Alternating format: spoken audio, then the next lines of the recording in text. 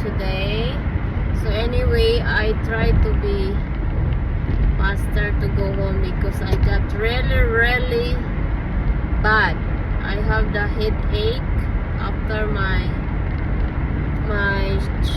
they put the ano tawag dito, injection.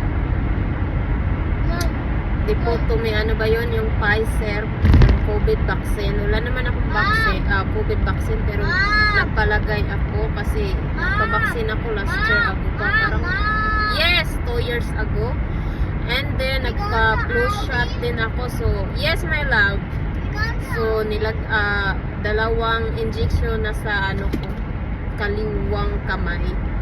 And then meron akong mga follow-up check-up kasi hindi maganda yung ano ko ngayon, yung health ko. Medyo mataas yung blood pressure ko. And then yung weight ko, nag-gain din ako. Tumaba ako, day. And then ni-repair ako ng doktor ko din ng kasi physical. So next 15 ata yung specialist sa mata ko naman.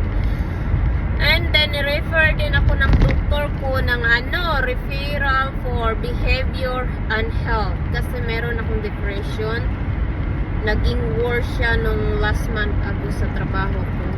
Kaya yun, inaano niya din ako, ni-refer ako. Tapos may follow-up check-up ako. And then pabalikin niya ako kasi matagal ako hindi nag-pap smear. Since birth ni Ida, ng isang bisis lang ako nagpa-pap smear. So sabi niya, I need the pap smear you because ilang taon na yung anak mo, magpa 5 years na hindi ka pa nagpa-pap smear. Tapos ayun, medyo masakit yung dito ko, guys, kasi kinuhanan ako ng blood, pinalab pa yung blood ko. So I hope maganda yung resulta ng lab ko.